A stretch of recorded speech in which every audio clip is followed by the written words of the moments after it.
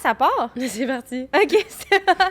Cette semaine, on réalise qu'on est tous devenus des amis de marde. On se demande comment dater un conservateur, mais surtout si on devrait vraiment faire ça. Puis on invite notre collègue Marie-Christine Roussel, réalisatrice d'une série vidéo qui nous dit comment faire l'amour. Bienvenue au Balado Urbania, où chaque semaine, on vous présente des histoires que vous avez peut-être pas vues passer, mais qui font réfléchir autant que ce qui fait la une. Moi, c'est Flo, je ne date pas un conservateur, je me fais plutôt out-walker par ma blonde et ça me gosse. Et moi, c'est Gab et j'ai déjà été en compétition avec ma blonde pour le titre de plus militante du bureau. J'ai gagné. OK. Sans surprise. Vas-y, Flo, cette OK. semaine. Moi, cette semaine, je commence. J'avais envie qu'on parle d'une affaire qui me fascine, et ce sont les vox pop aux États-Unis de personnes qui se font demander dans la rue pour qui ils vont voter et qui répondent tous Trump. On dirait que ça me brasse à chaque fois parce que ça me confronte au fait que les Trumpistes, là, ben, ils ressemblent un peu à mes amis, à ma famille, à mes collègues. Genre, c'est pas juste des vieux Texans avec une calotte MAGA. Les 75 millions de personnes qui ont voté pour Trump en 2020, ben surprise, elles existent. Même si j'ai l'impression que ça se peut pas. Si je fais des grandes déductions, ce que ces vox pop-là nous disent aussi, c'est que tout ce beau monde-là, ils ont sûrement des partenaires amoureux. Et donc, qu'il y a des personnes qui datent des républicains, crois-le ou non. Oui. C'est le sujet de l'article dont je veux te parler cette semaine qui s'intitule « Should I break up with my Trump-loving partner? » Donc, je devrais-tu laisser mon chum Trumpiste? Comme moi, Marie-Gabrielle, tu as sûrement envie de répondre « Ben oui », puis de passer à ta chronique. Oui. Mais pour les besoins de la cause, on va creuser la réflexion, d'accord? Laissez-le. On va creuser parce que je trouvais ça pertinent d'en parler, sachant que notre prochain gouvernement fédéral risque d'être conservateur. Mon pire cauchemar. Voilà. Mais je n'ai pas d'opinion politique quand je suis journaliste. Selon un récent sondage léger sur les intentions de vote, ce serait 43 des Canadiens et 22 des Québécois qui voteraient pour Poilievre si des élections fédérales avaient lieu aujourd'hui. Puis au Québec, quand même, ce serait 12 des Québécois qui voteraient pour le Parti conservateur d'Éric Duhaime si des élections provinciales étaient tenues live. Bref, des conservateurs, on est comme vraiment pas à d'en manquer. Puis ils occupent de plus en plus de place dans les lieux de pouvoir et d'influence, mais aussi dans nos vies, nos quotidiens, nos cercles. Fait que quand on est de gauche, quand on est progressiste, qu'est-ce qu'on fait avec ça? C'est quoi la place des opinions politiques dans nos rapports intimes? Moi, c'est une grande question qui me fascine parce que personnellement, j'ai été beaucoup confrontée à ça dans les dernières années. J'avais des amis anti-vax pendant la COVID. Ouais. J'ai des amis qui ont des valeurs plus conservatrices, notamment sur la question de la langue et de l'immigration. Puis évidemment, ben je les aime pareil. Oui. Gab, je sais que tu as des amis hétéros. Oui. Je les côtoie. Mais fidèle à mes habitudes, je suis comme un petit peu partagée. Parce que d'un côté, je me dis, il me semble que dire oui, tu devrais casser avec ton boy trumpiste, c'est un petit peu commencer à dire que les conservateurs devraient se reproduire juste avec des conservateurs et des progressistes juste avec des progressistes. Puis il y a quelque chose là-dedans que je trouve inquiétant. Déjà, qu'en ligne, on se fait filer beaucoup de contenus qui correspondent déjà à nos valeurs puis nos idées. Oui, Parce que chambre d'écho. Oui, je te confirme que je n'ai pas vu passer d'article intitulé « Should I break up with my Kamala-loving girlfriend? » Oui. Dans mon algorithme. Si on côtoie plus dans la vraie vie du monde qui pense pas comme nous, ben on manque un gros morceau de notre société, qu'on l'aime ou pas, ce morceau-là. T'sais. C'est vrai. Mais je sais qu'on n'est peut-être pas d'accord ici, Capri. C'est pour ça que, d'un autre côté, je me dis que penser que la sphère politique puis nos vies intimes sont pas des vases communicants, ben c'est aussi un peu se leurrer raide. Parce que l'avortement, le réseau des garderies, la gestion du patrimoine familial, notre système d'éducation, ben tout ça, c'est des grandes questions politiques qu'on a sur l'espace public, mais qui ont des impacts très sérieux dans nos couples et nos familles. Fait que, tu sais, ça va tout ensemble, ces histoires-là. On peut-tu vraiment partager sa vie avec quelqu'un qui est à l'autre opposé du spectre politique sans avoir des gros conflits de valeurs au quotidien? Malheureusement, je ne pense pas. Ben, moi non plus, je pense pas. C'est ça. Ben, je pense que ça dépend de ton engagement politique ou du niveau de... Tu sais, je pense que ça dépend de tes valeurs aussi. Oui. Dans le sens, si tes valeurs, c'est, mettons, la famille, tu sais, dans le sens, je pense que si tu as des valeurs qui sont peut-être moins militantes ou, dans le sens, mettons, moi, je suis une personne qui est quand même militante ou j'ai des valeurs très progressistes puis j'y tiens énormément, je me verrais pas dater quelqu'un qui partage pas ces valeurs-là parce que je suis tout le temps en train de me fâcher contre tout le monde pour tout. Ça dépend à quel point tu es politisé puis à quel point tu es ça. engagé dans ces débats-là. Ouais. Puis je pense que des fois, les conservateurs font appel à des discours un peu simples. Puis on sait que des fois, ils ont des discours un petit peu populistes. Oui. C'est vraiment mon opinion personnelle. Qui rejoignent peut-être justement les personnes qui sont moins politisées puis qui ont envie de se poser moins de questions. C'est un gros jugement que je pose là. Statement! Non, mais tu sais, le slogan des conservateurs, c'est quoi? C'est le gros bon sens. Le gros bon sens. Oui. Ça fait quand même appel à genre, pose-toi pas trop de questions, là. T'sais. Oui, on y va avec ce qui fonctionne, puis voilà. Pourquoi changer les choses. Hein, c'est un peu ça. Mais je pense que à partir du moment où tu es un petit peu politisé puis que tu t'intéresses à la politique en général, ben ce segment-là, il te parle plus ou moins. Mais là, ça veut dire que les conservateurs sont pas politisés. Puis ça non, se peut c'est pas vrai. Je pense qu'il y a des gens conservateurs qui ont des opinions très fermes, qui sont très engagés, puis ces gens-là aussi pourraient pas dater quelqu'un qui est trop woke, entre guillemets, là, ou quelqu'un qui a des opinions très Québec solidaire, là, mettons. Tout à fait, ouais. Parce que en tout cas, je vois difficilement comment, en termes de valeurs, c'est réconciliable, parce qu'après ça, si tu fondes une famille, si tu partages une vie, comment tu peux baser ta vie ensemble si tu as des différences sur des choses aussi fondamentales que les droits des gens dans la société, tu sais. Voilà. En tout cas, ça, c'est ma vision des choses, là. Est-ce que tu daterais une fille qui est trop vie? Mais non, c'est ça l'affaire. Je veux dire, j'ai même besoin, moi, que la personne avec qui je suis soit aussi fâchée que moi, tu sais. Je pourrais pas dater quelqu'un qui est pas autant en colère que moi contre certaines injustices ou qui a pas les mêmes visions que moi par rapport à, par exemple, la notion d'identité de genre ou les droits des familles queer. Oui, oui, c'est clair. J'ai besoin de quelqu'un d'aussi impliqué que moi puis qui se bat avec moi, tu sais. Oui. Est-ce que tu as l'impression des fois, parce que moi, c'est une réflexion que j'ai eue avec plusieurs... Ben, j'ai pas énormément d'amis qui ont des valeurs plus conservatrices, mais j'en ai quand même quelques-uns. Puis, une d'entre elles récemment me partageait que quand elle me parlait de ses opinions politiques, elle se sentait un peu jugée et un peu niaiseuse. Genre, puis c'est vrai que moi, j'ai remarqué, à force de côtoyer des personnes, justement, qui sont très engagées politiquement, qui sont très à gauche, que pas une condescendance, mais une espèce de... C'est pas qu'on est différent, c'est peut-être que t'es cave. Ah, 100%. Puis... Moi, j'ai 100% ce point de vue-là. Puis, tu sais, je sais pas à quel point c'est bénéfique de penser comme ça. Mais moi aussi, je pense comme ça, puis je lis ce discours-là des fois. Mais je peux pas croire que c'est vrai. Genre, c'est impossible que les personnes de droite soient niaiseuses. Ben non, mais c'est vrai que, mettons, moi, je demande tellement aux gens de droite ou, mettons, qui n'ont pas les mêmes opinions plus woke que moi, d'ouvrir leur esprit, mais moi, je suis pas toujours en train d'ouvrir mon esprit vers leur vision des choses, mais c'est parce que je suis comme, vous me considérez pas! Je sais pas, des fois aussi, je pense, je vais rapper là-dessus, mais j'ai l'impression que parfois, c'est quand ça devient des attaques personnelles, dans un sens, c'est lié aussi à mon identité, tu sais, si quelqu'un critique les droits, il n'est pas d'accord, mettons, avec le mariage pour tous. Ben, c'est ça. Ben, ça en vient à moi qui je suis, donc c'est sûr que je le prends plus personnel. C'est ça. La sphère politique, c'est très personnel au final. Oui. D'où ma conclusion de oui, peut-être que tu devrais le domper, ton chum. Oui, dump him. Mais fais-toi peut-être un ami conservateur. Oui, pour ouvrir tes horizons. Mais un ami, genre, tu sais, quelqu'un avec qui t'écris sur Instagram, des fois, pas genre... Pas un trop bon ami. Pas brunch ami, tu sais. Non. C'est ça. OK, à toi, Gabrielle. À moi. Ben moi, je vous emmène ailleurs. Les boss vont aimer ça, j'ai dit le slogan. C'est bon. OK. Ben, te considères-tu comme une bonne amie? Ah, pose-moi pas cette question-là. Moi, pas tout le temps pour vrai. Ça me stresse.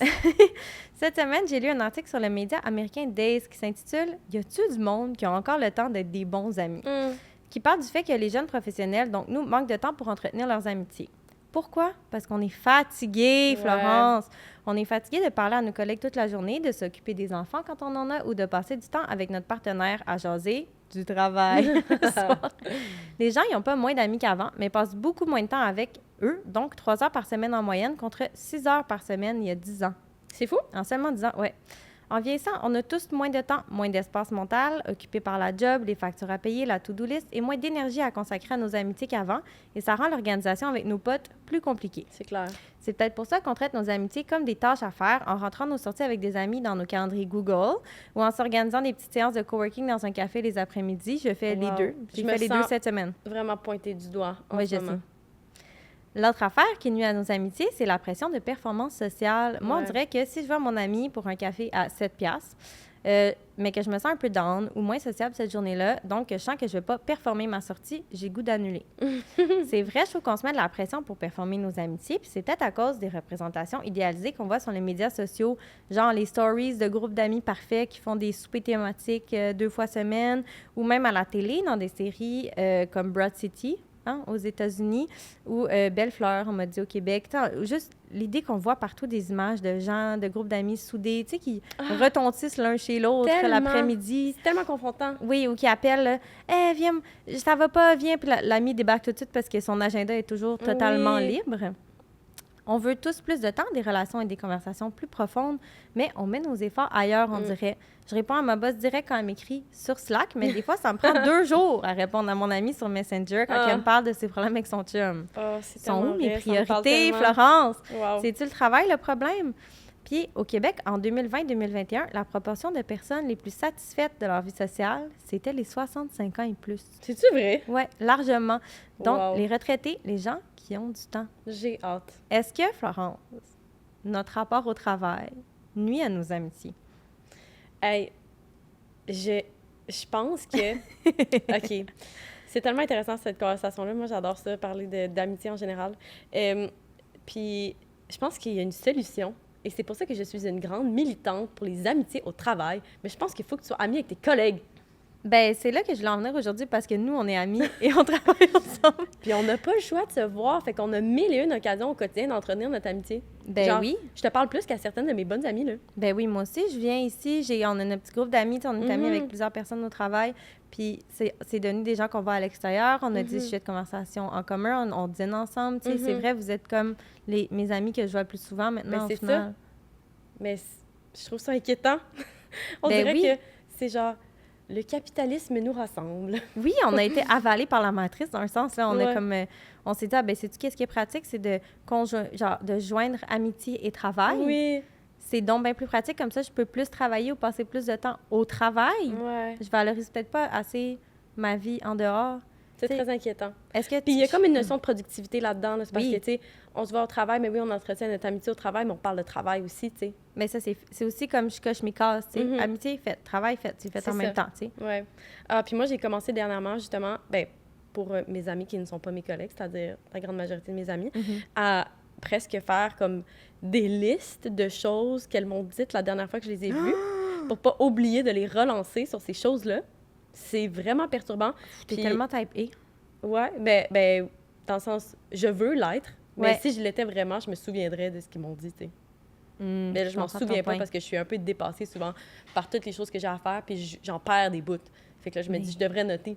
C'est ça, dont l'article parlait, puis c'est ça mon idée de performance d'amitié aussi. Mhm. On dirait que là, on se sent que si on n'a pas abordé tous les sujets qu'on voulait aborder avec nos amis, tu sais, Ouais. quand nos amis partent, puis on se dit « Ah, je voulais parler de ça Ouais. ». Là, on est déçus. On n'a pas performé notre amitié. Ouais. On a raté cette occasion sociale-là, mettons. Ah, moi, j'adore quand des amis me disent, j'ai une de mes bonnes amies qui souvent est comme, hey, ce soir, je me sens vraiment comme de la merde, mais j'aimerais ça qu'on se voit pareil. Puis au pire, t'es là, je suis là, puis on parle pas. Ça, là, ça me soulage, puis je trouve ça rafraîchissant à chaque fois. On dirait que j'oserais jamais faire ça, mais quand elle fait ça, ça me fait du bien. Oui, c'est vrai. De voir nos amis sans pression de performance, puis que ça Oui. peut être un peu de la merde, puis c'est pas grave. Puis on s'entend que des vraies amitiés, là, tu peux être dans le silence, puis c'est pas grave. Ben ouais, Genre- moi, mes amis les plus proches. Tu sais, je pense aussi, avec le temps, mon cercle d'amis s'est réduit depuis que j'ai eu un enfant aussi, tu sais. Ouais, c'est J'ai clair. moins de temps, donc je choisis plus qui je vois. Puis là, je fais Ouais. comme une rotation. Moi aussi, là, OK, Mm. là, je serais due pour voir tel ami, tu sais. Ah, c'est pas drôle, je trouve. Ben oui, mais en même temps, j'aime mieux avoir moins d'amis puis leur offrir plus de temps que comme 2000 amis que j'ai pas le temps de voir, tu sais. Ouais. Ouais, la quantité plutôt que... La qualité plutôt que la quantité. Oui, mais c'est vrai qu'au final, moi, je me sens pas comme une excellente amie. Non? Tout le temps, je trouve que je manque de temps pour mes amis, que je leur écris pas assez souvent, que je les vois pas assez souvent, puis... Moi, je me sens comblée. Parce qu'on se voit beaucoup. Oui, Je suis désolée Pas pour toi, toutes tes autres Florence. amies. C'est vrai. toi, c'est Euh, mon exception. Alors, sur cette quétainerie, on peut Oui. passer à notre invité, je pense. Ben, c'est le moment où on invite un ou une de nos collègues pour discuter de son travail. Et là, ça fait 2 semaines qu'on a des gars au micro, donc on s'est dit que ça suffisait. Oui. J'étais Et à tannée. partir de maintenant jusqu'à la fin de la saison, ça va être juste des femmes. Oui, ou C'est des une blague. personnes non-binaires. MC, c'est au tour de notre collègue MC de nous rejoindre. Elle vient nous parler de son micro-mag qui s'intitule « Comment faire l'amour Bonjour! ». Regarde, est-ce que tu me rejoins ici? Oui. On va te laisser le hot seat. Le hot seat. Yeah! Allô! Justement. Yes! Ça va Euh, bien? Ben, Ouais. merci aussi. Je suis vraiment contente que tu sois là. Moi aussi, merci C'est pour drôle qu'on voit qu'elle en l'invitation. est à Montréal aussi. OK, mais on commence toujours par demander aux gens d'expliquer leur projet. Donc, si tu peux expliquer c'est quoi Comment faire l'amour. Ouais, ben, comment faire l'amour, en fait, c'est une série, puis ça le dit un peu dans le titre, où on parle de sexualité.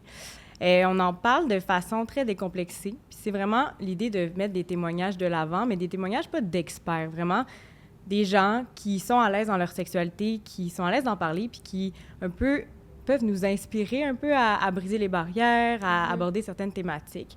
Donc, je dirais qu'il y a comme à peu près 10 à 15 personnes qui sont venues en studio, qui nous ont parlé sur différents sujets. Puis après ça, nous, on a divisé ça par thématique. Donc, on a comment faire l'amour entre amis, comment faire l'amour pour la première fois, etc., etc. Puis on a une bonne banque d'épisodes là, super intéressants, tous très différents les uns des autres aussi. Puis nous autres, on regardait le Micromag, puis on cringe un peu quand on l'écoute. Ben, je veux dire, c'est excellent, mais on cringe parce que il y a beaucoup de gens qu'on connaît Oui. dans la série.